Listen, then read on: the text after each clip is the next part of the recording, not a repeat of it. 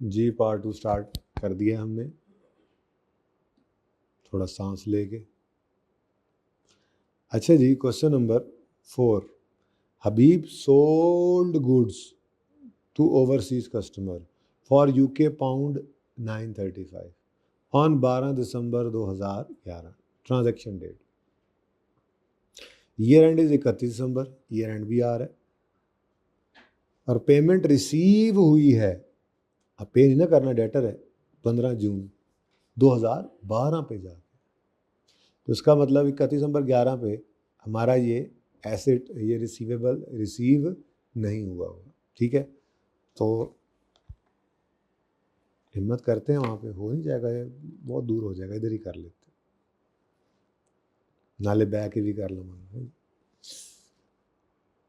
क्योंकि अब रोज़ा लगना स्टार्ट हो गया है ना, वो सेटिंग बनते 1-2 दिन लगते हैं ना ज़रा। पहला लेक्चर है ना अभी रमज़ान में, आहिस्ता आहिस्ता ही पीछे आया, पहले तो पूरा रमज़ान पढ़ाया करते थे, फिर आहिस्ता आहिस्ता करके थोड़ा कम होता गया। अब इस दफ़ा अगली बार बिल्कुल ही निकल जाएगा रमज़ान में सेशन। अच्छा जी, क्वेश्चन नंबर 4।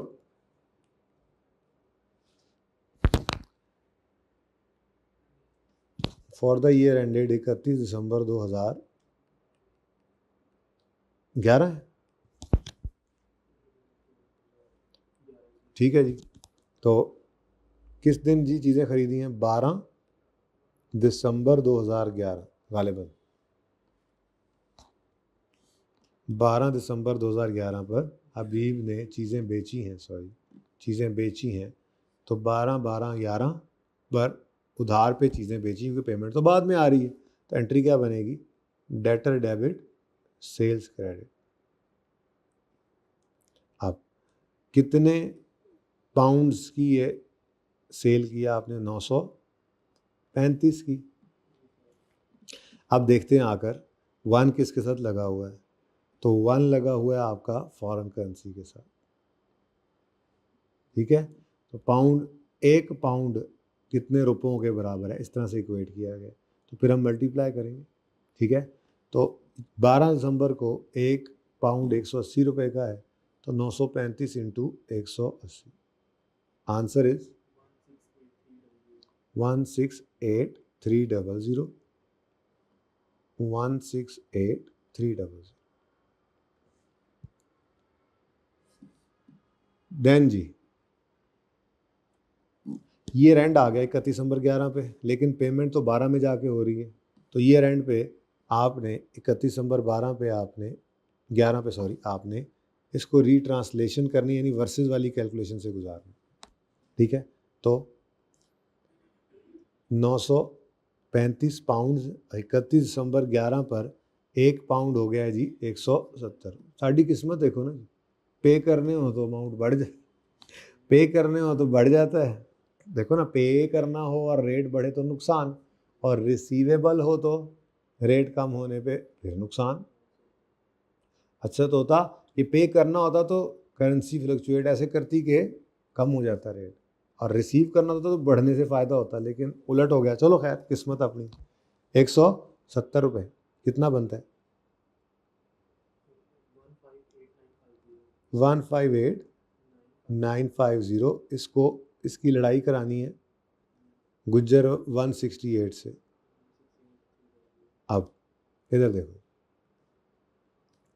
ये है ओल्ड और ये है न्यू। पुराना बैलेंस 168, नया 158। तो रिसीवेबल है, एसिट है, एसिट कम हो रहा है या बढ़ रहा है? एसिट 168 से ओल्ड ओल्ड ओल्ड 168 से न्यू 158 पे आ रहा है, तो एसिड बढ़ेगा या कम होगा? कम होगा। एसिड का कम होना खुशी की बात है या गम की बात है? दुख की बात है। तो खैर वो तो ऑटोमेटिकली भी निकल आएगा। एसिड यानी डेटर का कम होना क्या करेंगे हम? क्रेडिट। तो डेटर क्रेडिट हो गया, कम हो गया कितने से? 93। तो फिर बैलेंसिंग फिगर क्या है? Exchange loss.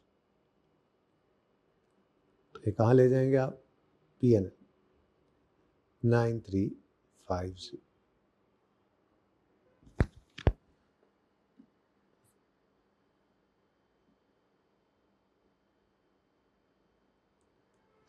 ठीक है जी, ओके। अच्छा, अब अगला साल आता है जी, फॉर द ईयर एंडेड 31 दिसंबर 2012।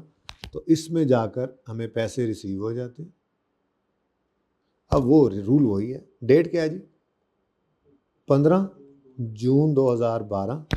तो अब रिसीवेबल रिसीव हुआ है तो कैश क्रेडिट या डेबिट, कैश गया या आया, रिसीव हुआ है ना, डेटर से पैसे आए हैं तो कैश डेबिट। अब उसने तो भेजे होंगे हमें पाउंड्स, लेकिन हमने तो एंट्री करनी है रुपीज़ में। तो 935 पाउंड, हमने दरवाज़ा खटका, बाहर जाके देखा डाकिया खड़ा था, उसके हाथ में एक एनवेलप था। ऐसे तो नहीं होता, लेकिन वैसे समझाने के लिए कह रहा हूँ। तो 935 पाउंड्स हमें मिल गए। अब हमने इनका क्या करना है, हम जाएंगे मनी चेंजर के पास, अपने मुल्क में यूज़ करने तो रुपीज़ ही कन्वर्ट करने पड़ेंगे ना। तो मनी चेंजर के पास गए तो हमने कहा यार 1 पाउंड, उसने कहा जी 184 का। हमारी तो फिर चलाएंगे है जी, रेट तो बढ़ गया, बेहतर हो गया। तो खैर चलें, हम इस तरह से नहीं सोचते, अभी ज़रा बच्चे हैं हम। तो 184, तो कैश के साथ मैंने कहा था स्पॉट रेट पर उसको लिख कर बस उसको एज इट इज़ रिकॉर्ड करना है। तो कितना आता है, 172040। डेटर किस पे स्टैंड कर रहा है, 168 पे ना, जी नहीं, 168 पर रिकॉर्ड हुआ था, 9350 से कम हुआ, सॉरी 9350 से कम हुआ। तो अब ये कम होने के बाद किस पे मौजूद है, तो यहाँ से मिल जाता है, वर्सेस वाली कैलकुलेशन वाली ये फिगर जो होती है यहाँ से ये मिल जाता है, ठीक है। तो 158 पे आ गए, तो आपका इस वक्त डेटर 158 पे खड़ा था, क्रेडिट कर दिया आपने क्योंकि अब ये सेटल हो गया 158,950। अब जहाँ से आने की उम्मीद थी 158, वहाँ से आ गए माशाल्लाह 172। तो खुशी या दुख, खुशी की बात है। और बैलेंस की फिगर भी क्रेडिट साइड पर ही आ रही होगी जी।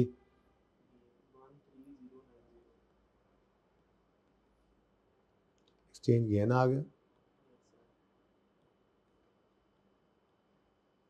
बैलेंस।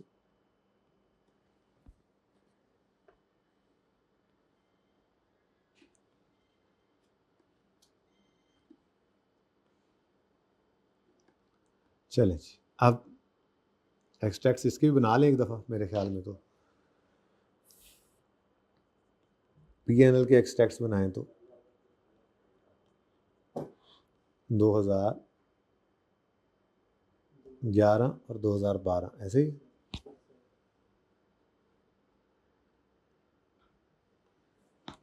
तो पीएनएल में पहले साल में एक्सचेंज लॉस जा रहा है 9350, और बैलेंस शीट के अंदर आपका डेटर नज़र आ रहा है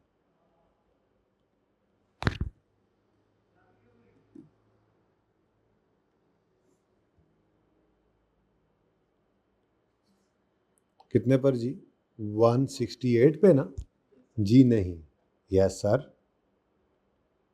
168 पे तो छोड़ा ही ना, ईयर एंड पे आप उठा के इसको 158 पे ले आए चांद, 158950,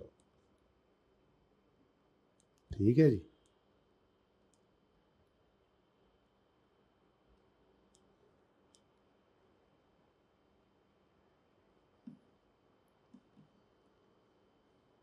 फिर 2012 के अंदर सेटलमेंट हुई और उस वक्त हमें क्या आ गया जी, गेन आ गया। तो इधर यार की लाइन में कर लो जी, गेन कितना आया जी 13090, और डेटर क्या हो गया जी, खत्म, ठीक है।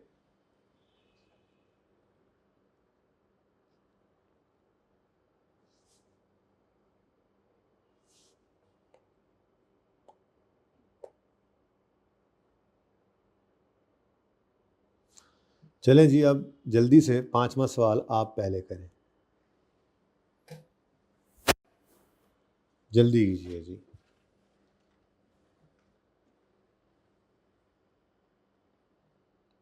दो मिनट है आपके पास। चलो टोटल 3 मिनट पढ़ने के लिए आधा मिनट दे दिया, 2.5 मिनट करने के लिए।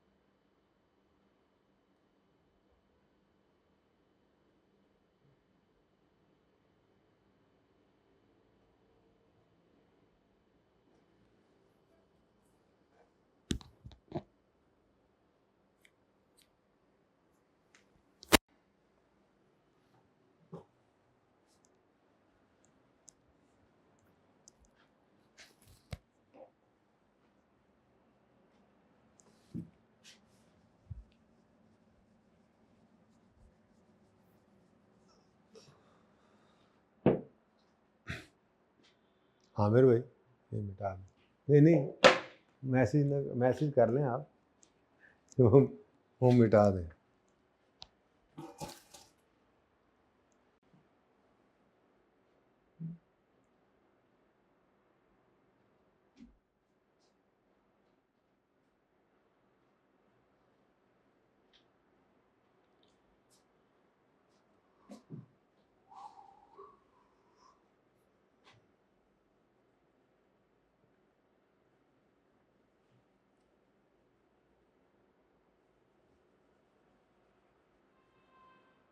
शीट मजे की नहीं है, ये क्या मसला है?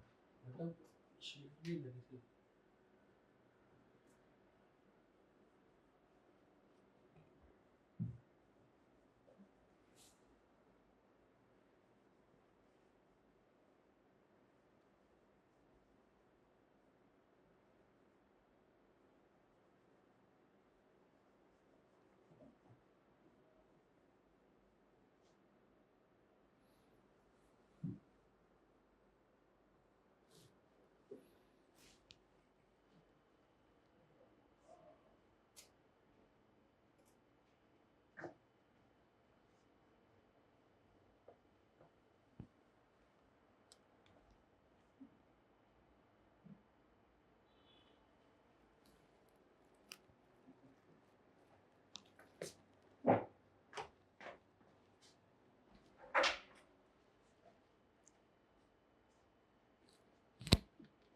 चलें जी, शुरू करें। A company purchased plant on Yakam November 14 for UK 1000 pound and made payment on 1st March 15। Year end उन्होंने 31 दिसंबर बताया है, ठीक है। डिफरेंट डेट्स पर रेट्स, स्पॉट रेट्स गिवन है और company policy is to depreciate asset at 10%। Show करें journal entries for the year 14 and 15 और बैलेंस शीट और पीएनएल के एक्सट्रैक्ट्स भी बनाए 14 और 15 के, ठीक है। तो ये ज़रा अच्छा बड़ा सवाल है। क्वेश्चन नंबर 5, तो ए पार्ट है जनरल एंट्रीज,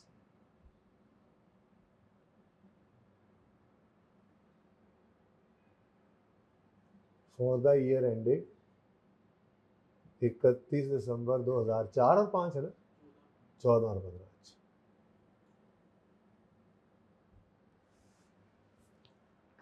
जी, यकम नवंबर को 1000 पाउंड का एसेट खरीद लिया। तो यकम नवंबर 2014 प्लांट डेबिट, और चूंकि पैसे नहीं दिए तो पेबल फॉर प्लांट क्रेडिट। कितने पाउंड्स का जी? 1000 पाउंड्स का, ऐसा ही है। और उसके बाद यकम नवंबर का रेट, सवाल के अंदर देखा स्पॉट रेट तो कितना आ रहा है जी? 198। तो 198 रुपीज़ का एक यूके पाउंड है। 1 लगा हुआ है फॉरेन करेंसी के साथ, तो फिर मल्टीप्लाई कर दिया। Answer is 198,000 length.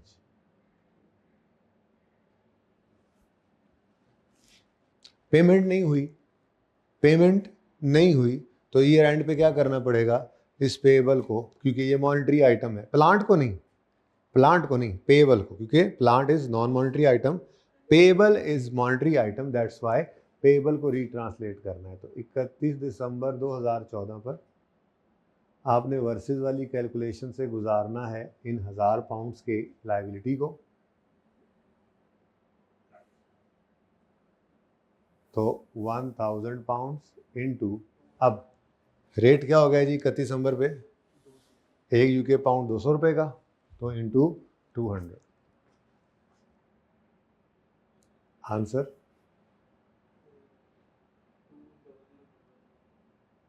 2 लाख। इसकी लड़ाई करवानी है आपने 1,98,000 से। अब देखो तरतीब, ये ओल्ड है और ये न्यू, ओल्ड से न्यू पे ले जाना है, एसेट या लायबिलिटी देख लिया करो, आसान सा काम है। अब ये लायबिलिटी है, लायबिलिटी ओल्ड 198, न्यू 200, यानी कि लायबिलिटी में इंक्रीज आ रहा है, लायबिलिटी में इंक्रीज आ रहा है। तो लायबिलिटी का इंक्रीज करना क्रेडिट होता है या डेबिट होता है? क्रेडिट करेंगे पेएबल को कितने से, 200 से, 2000 से। अब पेएबल का बढ़ना, लायबिलिटी का बढ़ना दुख की बात होती है, तो एक्सचेंज लॉस, तो एक्सचेंज लॉस आपका बैलेंसिंग फिगर आ गया और इसको आप कहाँ ले जाएंगे, पीएनएल के। ठीक है जी, और तो कुछ नहीं करना है ना यार, प्लांट है ना, हाँ जी, डेप्रिसिएशन रेट भी गिवन है और प्लांट मौजूद है, इसको रीट्रांसलेट नहीं करना, लेकिन डेप्रिसिएशन तो होगी। ठीक है, तो 31 दिसंबर 2014 पर एक और जर्नल एंट्री होगी, डेप्रिसिएशन की कैलकुलेशन करेंगे हम और उसकी एंट्री पास कर लेंगे। तो डेप्रिसिएशन एक्सपेंस डेबिट होगा और अक्यूमुलेटेड डेप्रिसिएशन क्रेडिट करेंगे हम। अब देखें जी, एसेट 198 पे है, अभी भी 198 पे ही है, इसको तो नहीं छेड़ा ना हमने, इसको छेड़ना भी नहीं होता। तो 198 इंटू 10%, ये तो पूरे साल की डेप्रिसिएशन बन गई। ये एसेट किस दिन आया है, यकम नवंबर में, तो नवंबर और दिसंबर 2 महीने की डेप्रिसिएशन कितनी बनती है,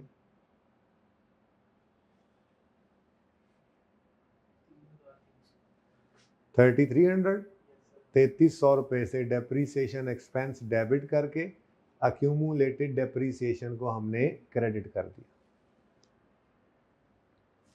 बन सकते हैं 1 साल के एक्सट्रैक्ट्स, लेकिन चलो पहले एंट्रीज पूरी कर लेते हैं। ठीक है, अगला साल आया फॉर द ईयर एंडेड 31 दिसंबर 2015, तो 15 वाले साल में यकम मार्च को पेमेंट हो गई है, पेमेंट हो गई है, वही असूल है, पेमेंट हो गई है तो कैश आएगा कि जाएगा, पेमेंट हो जाए तो कैश जाता है। कितने पाउंड्स, 935 पाउंड्स हमने भेजने हैं और 1 पाउंड ये यकम मार्च को 199 रुपये का है, तो 199, आंसर 186,065। ठीक है जी, ये किस दिन हो रहा है जी, यकम मार्च 2015 पर। ठीक है, और अब कैश तो क्रेडिट कर दिया हमने, पेएबल को डेबिट करना है। अब पेएबल किस पे स्टैंड कर रहा है, लंबी बात ही नहीं है, इसको 2 को तो देखना ही नहीं होता कि पेएबल इतना था, इतने से बढ़ा। मैंने कुछ चौथी बार मैं बता रहा हूँ कि पेएबल को उठाकर 200 पे लाए हैं ना, वर्सेस वाली कैलकुलेशन में नजर आ रहा है कि हमारा पेएबल 2 लाख पे पड़ा हुआ है। ठीक है, तो इसको सेटल करना है, खत्म होगी कहानी, पे कर दिया तो पेएबल खत्म, पेएबल डेबिट कितने थे जी, सॉरी 200,000 से। तो अब जिसको पे करना था 200 उसको 186 पे करके काम चल गया, तो ये तो खुशी की बात है कि नहीं। लेकिन बैलेंसिंग फिगर भी बता दिया करती है हमें गेन है कि लॉस है। तो पीएनएल के अंदर आपने एक्सचेंज गेन ले जाना है जी, कितना 935। और तो कुछ नहीं करना, डेप्रिसिएशन करनी है ना यार, क्यों नहीं कुछ करना। तो 31 दिसंबर 2015 पर depreciation expense debit, accumulated depreciation credit.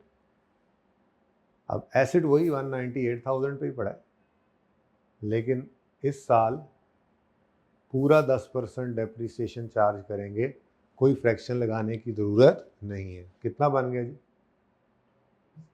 जी 19,800। लेंच दोनों साल की एंट्रीज हो गई।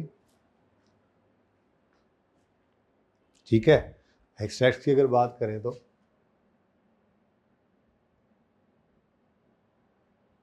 पीएनएल के एक्सट्रैक्ट्स 2015 और 2014,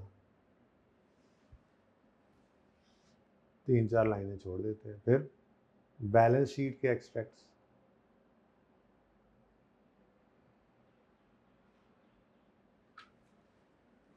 2015 के और 2014। सो 2014 में आपको एक एक्सचेंज लॉस नजर आ रहा है, कितना जी? 2000। ये डायरेक्ट भी करने की कोशिश करेंगे फिर हम, फिलहाल तो एंट्री से करते आ रहे हैं। ठीक है, कर सकते हैं, डायरेक्ट करना चाहें, कैलकुलेशन ही तो है। अच्छा, उसके बाद और डेप्रीसिएशन एक्सपेंस है,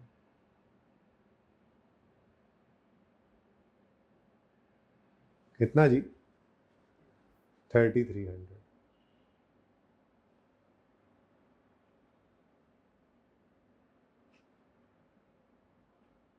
अच्छा, बैलेंस शीट के अंदर नॉन करंट एसेट्स में आपका प्लांट नजर आएगा, और वो प्लांट खरीदा था आपने 1,98,000 का कॉस्ट है उसकी, और 3300 इसमें से डेप्रीसिएशन चार्ज हो चुकी, तो क्या आ रहा है जी बुक वैल्यू उसकी?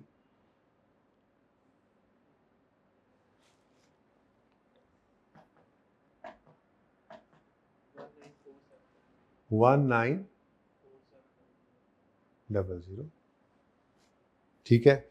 उसके बाद आपकी लाइबिलिटीज के अंदर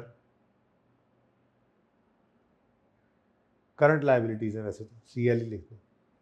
आपकी करंट लाइबिलिटीज में आपका पेएबल फॉर प्लांट नजर आ रहा है,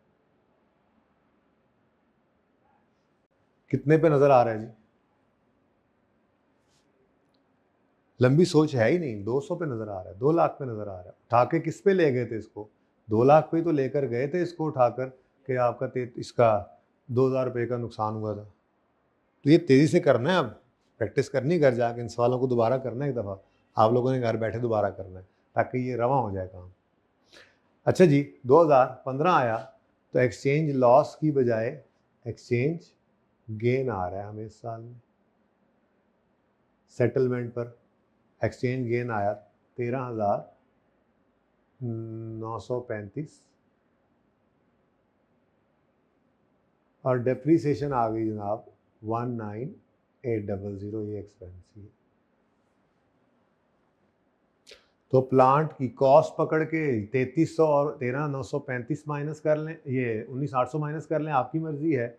आप बुक वैल्यू पकड़ के उसमें से एक साल की डेप्रीसिएशन माइनस कर दें तो भी आंसर तो वही आना है। कॉस्ट पकड़ते तो 3300 और 19,800 दोनों माइनस करते, बुक वैल्यू पकड़ ली तो सिर्फ एक डिडक्शन माइनस कर जी। 174,900 और payable for plant is no मोर।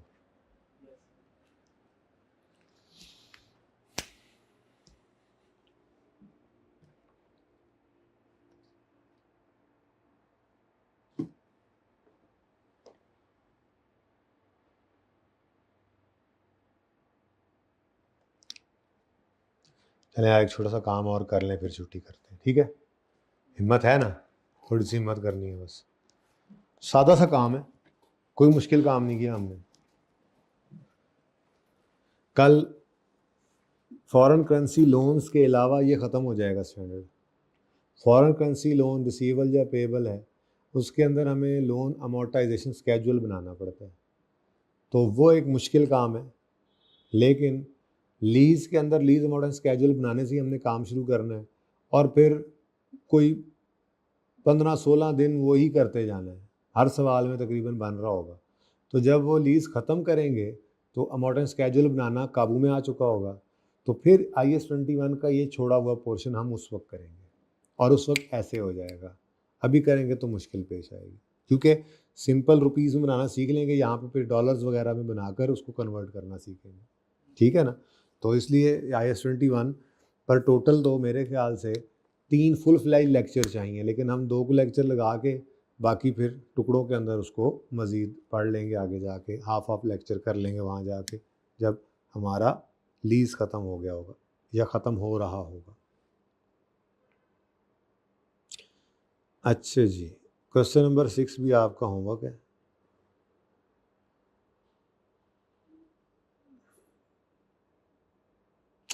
कर सकते हैं ये भी आप, सोल्यूशन दोनों के मौजूद है। होमवर्क वाले सवाल की पक्की निशानी यही होती है बस।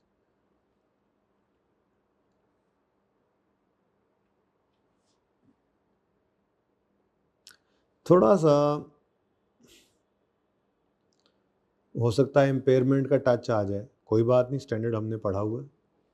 IAS 21 मिक्स करना वैसे सिखा दिया आपको, तो ये एक अच्छा सवाल है जिसको आप कर सकते हैं, ठीक है जी। आखिरी सवाल मैं 9वां आपको कराऊंगा। तो मिसाल के तौर पे आमिर भाई हैं और इनकी जेब में जनाब $112 हैं।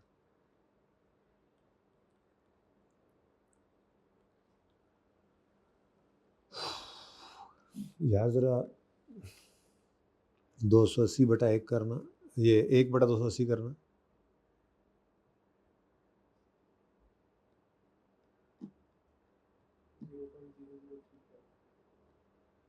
अच्छा,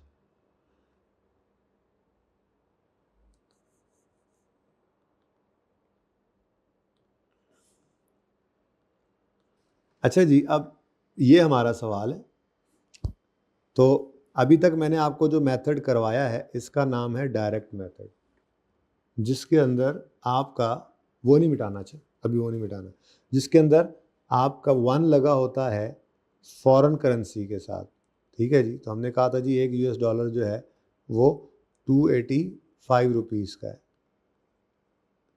और मैंने आपको इसमें सिखाया क्या है कि आपने इस केस में जब कन्वर्जन करनी है तो $112 को नहीं, अभी वो मिटाना नहीं है, ठीक है। $112 को मल्टीप्लाई कर देना है 285 से, यानी अगर 1 लोकल करेंसी के साथ लगा हो तो हम मल्टीप्लाई करके कन्वर्जन करते हैं।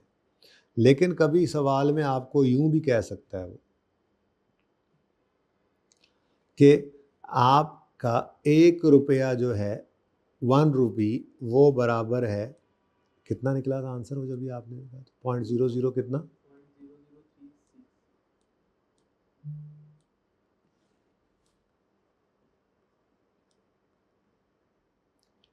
0.0036 जी 0.0036 और भी है आगे। चलो ठीक है, फिर थोड़ा माफ़ी दे देना, थोड़ी सी हल्की फुल्की भी, ठीक है ना। अच्छा, अब अगर तो आपका लोकल फॉरेन करेंसी के साथ 1 लगा हुआ है, आपका फॉरेन करेंसी के साथ 1 लगा हुआ है आपका फॉरेन करेंसी के साथ,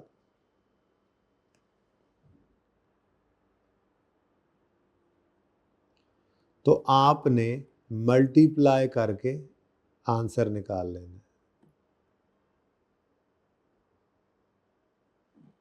ठीक है। लेकिन अगर आपका 1 लग जाए लोकल करेंसी के साथ तो फिर आप मल्टीप्लाई करके नहीं बल्कि डिवाइड करके आंसर निकालेंगे। कैसे?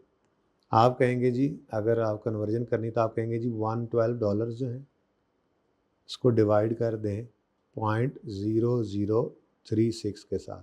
अच्छा आंसर बताएं, पहले केस में कितने रुपीस थे आमिर के पास? आज अफ्तारी इसी से कराएंगे। 112 इंटू 285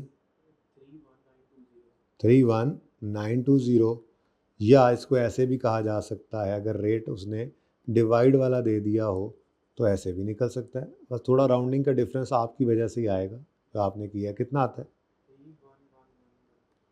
₹311111। चले, अगर वो आप जो आंसर आया था ज़रा एक दफ़ा करो ना दोबारा। अच्छा सॉरी 280 ही था। चले अब बताएं,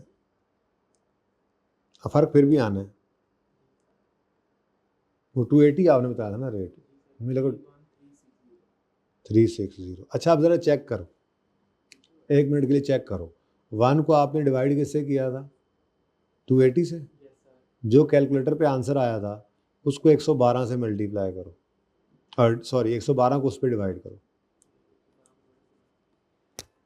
करीब हो जाएगा।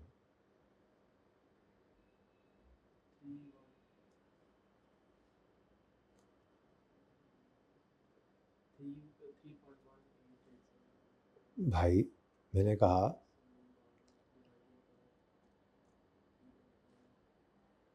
0.036 नहीं करना, बहरहाल राउंडिंग का डिफरेंस है, छोड़ो इस बात को। असूल की बात क्या है, अगर आपको 1 लगा मिले फॉरेन करेंसी के साथ तो कन्वर्जन करेंगे मल्टीप्लाई करके, इसको कहते हैं डायरेक्ट मेथड। और अगर आपको 1 लिखा हुआ मिले लोकल करेंसी के साथ तो डिवाइड करके आपने कन्वर्जन करनी है, और इसको कहते हैं इनडायरेक्ट मेथड। ठीक है, सवाल के अंदर अगर आपको वो फॉरेन करेंसी के साथ 1 लगा कर देगा तो आपने सवाल में सारी कन्वर्जन जैसे अभी तक की कैसे करनी है? मल्टीप्लाई करके। और अगर खुदा ना खास्ता आपको 1 लगा दे लोकल करेंसी के साथ, फंक्शनल करेंसी के साथ, ऐसी सूरत के अंदर आपको डिवाइड करके कन्वर्जन करनी पड़ेगी। इतनी सी बात याद रखनी है, इसको नोट करें।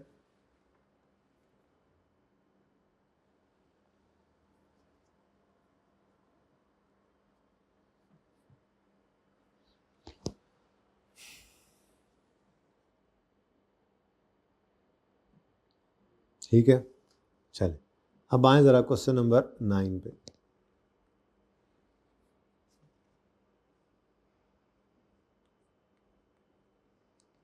रिक्वायरमेंट पढ़ें। रिक्वायरमेंट है prepare journal entries for the year 31 दिसंबर 2018। तो जर्नल एंट्रीज करनी है हमने फॉर द ईयर 18, यानी अगर कोई 31 दिसंबर 18 के बाद कोई रिसीट या पेमेंट हो रही होगी सेटल, तो हम उसकी एंट्री नहीं करेंगे। ठीक है ना, बस क्योंकि अब ज़रा सवाल स्पेसिफिक हो जाए। अच्छा सवाल पढ़ते हैं। MZA, a company incorporated in Pakistan, was involved in following transaction in foreign currencies during the year 31 दिसंबर 2018। तो अब जो कंपनी पाकिस्तान में इनकॉर्पोरेट हुई है उसकी फंक्शनल करेंसी जो है वो PKR होगी। ठीक है, ओके सही है। अच्छा अब पहली ट्रांजेक्शन में कहता है MZA limited bot equipment for 130 दिनार एंड पेड ऑन 25 अगस्त। अब ईयर एंड 31 दिसंबर है तो इसका मतलब हमारे पीरियड में हमने इक्विपमेंट खरीदा और पेमेंट भी हमारे पीरियड में ही हो गई। नेक्स्ट 27 फरवरी पे MZA limited sold goods which had costed 46 for 476 crowns to company whose currency was crowns, और प्रोसीड्स हमारे साल में ही रिसीव हो गई। इसका मतलब यहाँ पे भी सेटलमेंट हो गई। अच्छा जो इम्पॉर्टेंट थिंग इज़ कि कॉस्ट भी सवाल के अंदर आ गई, तो अपने पास स्टार लगा के लिख लें। अगर सवाल में कॉस्ट गिवन होगी तो हम परपेचुअल वाली दोनों एंट्रीज किया करेंगे, सेल वाली भी और कॉस्ट ऑफ सेल वाली भी। ठीक है ना, सवाल में कॉस्ट गिवन हो तो परपेचुअल वाली दोनों एंट्रीज करेंगे।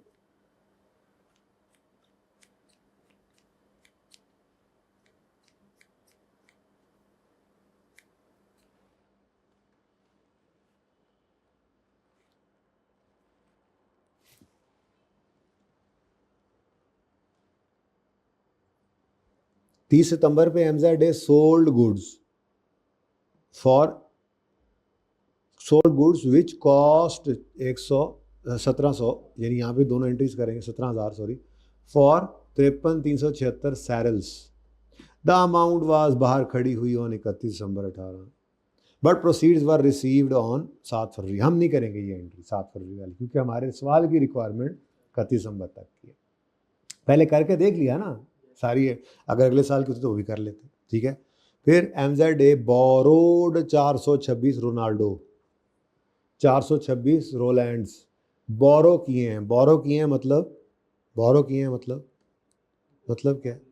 मतलब क्या है? लोन लिया है, सिंपल। तो cash debit loan payable credit, ठीक है। और ये रीपेएबल है 2 ईयर्स टाइम में, इसका मतलब ये भी आउटस्टैंडिंग होगा। अब ये भी मॉनेटरी आइटम है तो इसको भी रीट्रांसलेट करना पड़ेगा, ठीक है। चलें जी, सवाल फिर करते हैं अब यहीं पे। क्वेश्चन नंबर 9, ट्रांजैक्शन वाइज चलते हैं हम। मैं तो कहता हूँ जल्दी जल्दी आप अब स्पीड मार के ज़रा करें। पहले जनरल एंट्रीज हैं,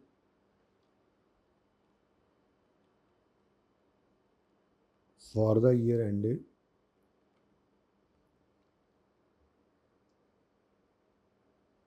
31 दिसंबर 2018। चलें जल्दी से।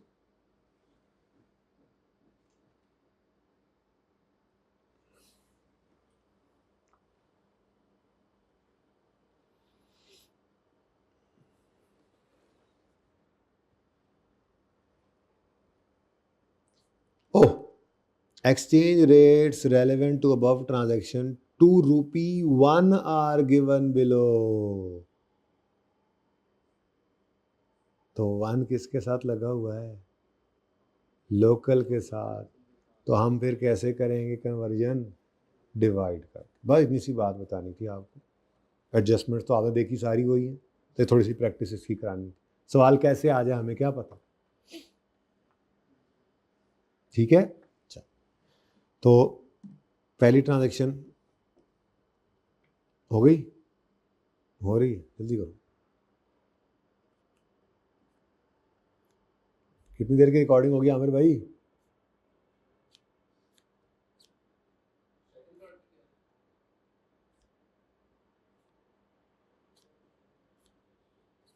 चलो टोटल बता दो।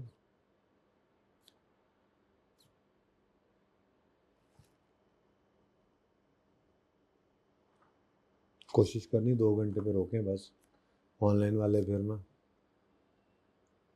बहुत ज़्यादा हो जाता है। 10-15 मिनट में सवाल करना है, ठीक है। Okay, MZ bought equipment for 130 dinar. तो किस दिन जल्दी से बताओ, सवाल देख के बताते जाओ। 4 मार्च, तो 4 मार्च 2018 इक्विपमेंट डेबिट, और चूंकि पेमेंट इसी वक्त नहीं हुई है तो 4 मार्च पे एंट्री होगी इक्विपमेंट डेबिट और पेएबल क्रेडिट। अब दिनार में कितने दिनार? 1,30,000 दिनार। तो मैं डी डाल रहा हूँ दिनार का, ठीक है, 1,30,000। अब चूंकि 1 लगा हुआ है लोकल करेंसी के साथ तो डिवाइड करना है। अब इधर आए, दिनार ये पड़ा है और 4 मार्च पे 0.5 रेट आ रहा है, तो 0.5 से डिवाइड कर दिया, ठीक है। आंसर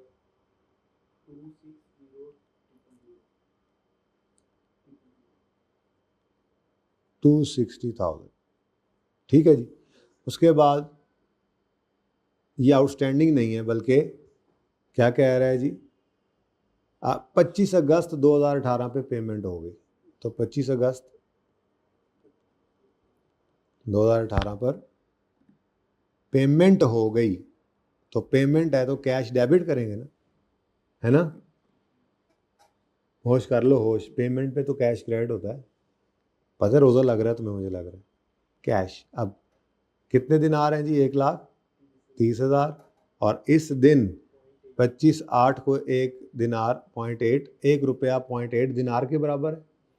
ये इस तरह से होता है कि 280 रुपये का $1, ठीक है।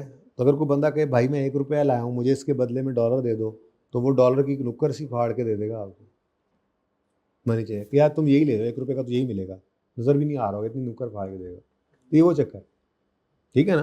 तो डिवाइड बाय 0.8, आंसर 162,500। अब पेएबल हमारा किस पे स्टैंड कर रहा है, डेबिट करना है ना उसको, किस पे स्टैंड कर रहा है, 260 पे है भाई। कोई रीट्रांसलेशन तो हुई नहीं है, किस सोच में पड़ गए हो, होश कर लो, होश के नेल्स ले लो थोड़े से। 260,000। अब देखो ना 162 पे कर दिया उसको, जिसको 260 करना था, ये तो खुशी की बात है। और बैलेंसिंग भी क्रेडिट साइड पे आ रहा है, तो पीएनएल में आपने एक्सचेंज गेन को फेंक देना है।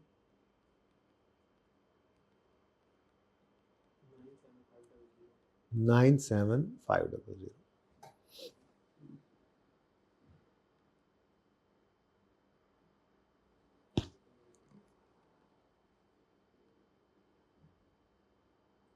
जी अच्छा जी, उसके बाद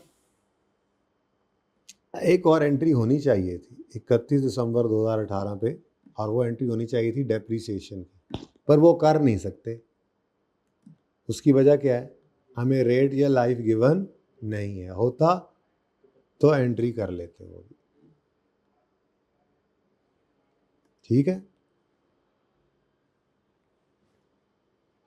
नेक्स्ट बी, बी क्या कहता है जी, चीज़ें बेची हैं, सोल्ड गुड्स जिनकी कॉस्ट 46 थी 476 क्रैम्स की 27 फरवरी को। तो 27 फरवरी 2018 पे डेटर डेबिट सेल क्रेडिट और cost of sale debit inventory credit, दोनों एंट्रीज करनी है। ये तो करेंगे कन्वर्ट करके जी। क्या चीज़ है जी, क्रैम्स, के लिख दूँ के, 4 लाख कितने, 76,000। अब क्योंकि 1 लगा हुआ है लोकल करेंसी के साथ, तो डिवाइड करना है। 27 फरवरी को 5 रुपीज़, 1 रुपीज़ 5 ग्राम्स के बराबर, तो डिवाइड बाय 5। चलो जी, किसी करेंसी से तो हम भी ऊपर है। अच्छा जी, 95200। लेकिन जो आपकी कॉस्ट ऑफ सेल वाली एंट्री है ना बच्चों, वो तो पाक रुपीज़ में ही गिवन है फिगर, और पाक रुपीज़ में ही एंट्री होनी है। मतलब चीज़ आपने यहाँ से ख़रीदी होगी, लोकल करेंसी में ख़रीद के, लोकल जगह से ख़रीद के, उसको आपने क्या किया है, एक्सपोर्ट किया, सिंपल। तो फिर दूसरी एंट्री तो सेम उसी दिन किससे हो जाएगी जी, 27 फरवरी को ही दूसरी एंट्री होगी, और ये एंट्री होगी cost of sale debit inventory credit से। और ये कॉस्ट से हमेशा हुआ करती है, आपको पता है, cost of sale debit inventory credit, यानी ये इन्वेंट्री पहले खरीदी होगी ना किसी वक्त में, वो इन्वेंट्री डेबिट कैश क्रेडिट हो गया होगा, कितने की जी, 46,000, ठीक है। और उसके बाद पैसे भी आ गए इसी साल में, okay. Proceeds were received on 25 मई 2018। तो 25 मई 2018 पर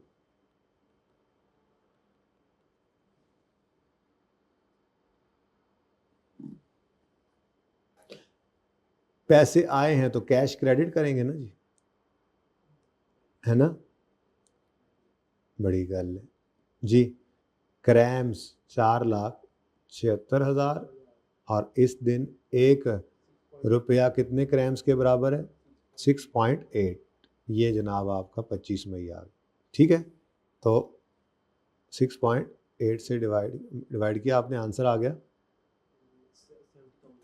इसको ज़रा शॉर्ट करके लिख दूँ, डिवाइडेड बाय 6.8 कितना जी, 70,000। अच्छा, कैश 70,000 आया। डेटर हमारा किस पे स्टैंड कर रहा है इस वक्त, 95। प्रैक्टिस ही कराइए बस। तो डेटर क्रेडिट हो जाएगा 95,200। अब देखो, जहाँ से आने की उम्मीद थी 95,200, वही पत्ते हवा देने लगे, और वहाँ सिर्फ आए 70,000, तो नुकसान हो गया। तो एक्सचेंज लॉस, बैलेंसिंग पीएनएल जी, 25,200।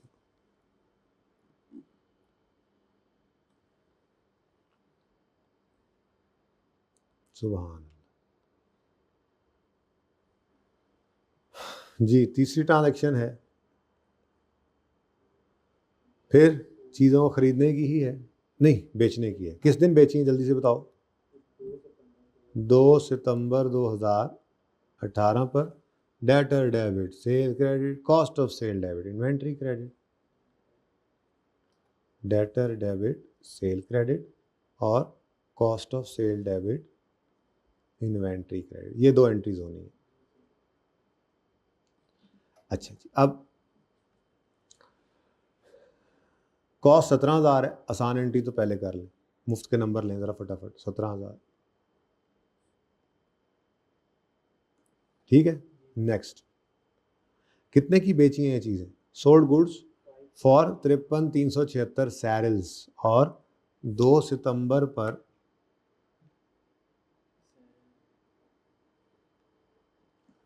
2 सितंबर पे एक सैरल कितने के बराबर है जी? 2.224।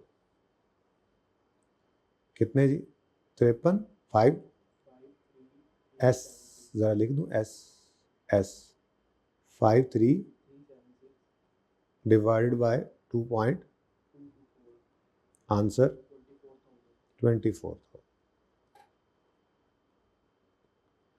ठीक है जी, ये 2 एंट्रीज हो गई जी। और उसके बाद वो कहता है पेमेंट बाहर खड़ी है, आउटस्टैंडिंग है, तो फिर रीट्रांसलेट करना पड़ेगा। ठीक है, अब मुझे नहीं परवाह इस 7 फरवरी वाले रेट्स की, मुझे तो 31 दिसंबर के ऊपर सैरल्स चाहिए, तो 2.25 सैरल्स के बराबर है 1 रुपया। तो वर्सेस वाली कैलकुलेशन करेंगे 31 दिसंबर 2018 पर। तो सैरल्स हैं 53376 और 2.25 है। ओके, आंसर इज वर्सेस किस पे खड़ा हुआ है असल हमारा इस वक्त रिसीवेबल? 24,000। Very good. अब 24 से 23 पे लाए डेटर को, तो डेटर कम हो गया। डेटर कम होना दुख की बात है, तो डेटर क्रेडिट कितने से?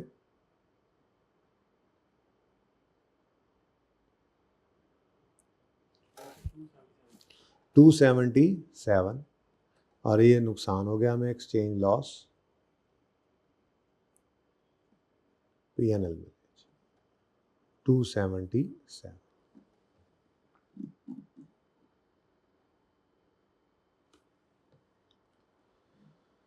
और उसके बाद लास्ट लोन लिया है रोनाल्डो में। अच्छा जी, रोलैंड्स, किस दिन जी? 25 मई को 4,26,000 रोलैंड्स का एक लोन लिया है, जो कि 31 दिसंबर पे भी पेएबल है। तो 25 मई को 1.6 रेट है जी। ठीक है जी, तो लोन लिया है किस दिन जी? 25 मई 2018। लोन लिया है, उधार लिया है, तो कैश आया है या कैश गया है? कैश आया है, तो cash debit, loan payable credit. अब कितने रोलैंड्स हैं? 4,26,000 हैं? नहीं, 4,26,000 ही है ना, डिवाइड बाय 1.6 जी। 266,250 का लोन पाक रुपीस के अंदर इतना बना, लेकिन ये लोन आउटस्टैंडिंग है। अब चूंकि ये एक मॉनेटरी आइटम है, तो इसकी रीट्रांसलेशन हमें करनी पड़ेगी 31 दिसंबर 2018 पर। वर्सेस वाली कैलकुलेशन से गुजारेंगे। 1 रुपया कितने रोलैंड के बराबर है 31 दिसंबर 18 पे? 1.4। ठीक है जी, तो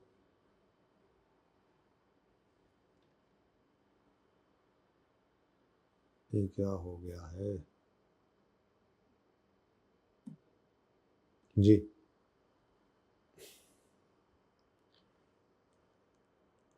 जी, रोलैंड 4,26,000 है, और 1 रुपया कितने के बराबर? 1.4, आंसर 286 वर्सेस 266,250। अब उठाकर लाएं 266 को 304 पे, तो लायबिलिटी बढ़ रही है, लायबिलिटी क्रेडिट, दुख की बात है। कितने से लोन, कितने से क्रेडिट, लोन बढ़ गया जी, और एक्सचेंज लॉस है।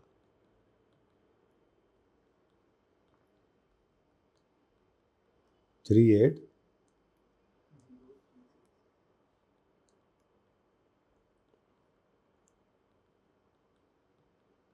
38036, ठीक है जी।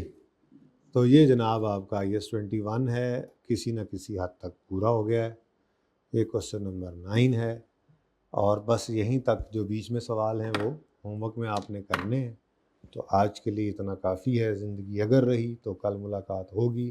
जैसे मैंने पहले अर्ज़ किया, करीब वाले बच्चे जो पैदल चल के आ सकते हैं वो आ जाएं, या जैसे मेट्रो बिल्कुल साथ है और कुछ बच्चों ने यूज़ ही मेट्रो करनी है तो वो तो चल ही रही है, तो आप भी बैठ के उस पर आ जाएं। घर पे ये बिजली बचा लें, यहाँ पर भी ये बिजली, ये एक तो AC तो चल ही रहे हैं, तो बिजली के भी ऊपर फ्यूल लगता है, ठीक है।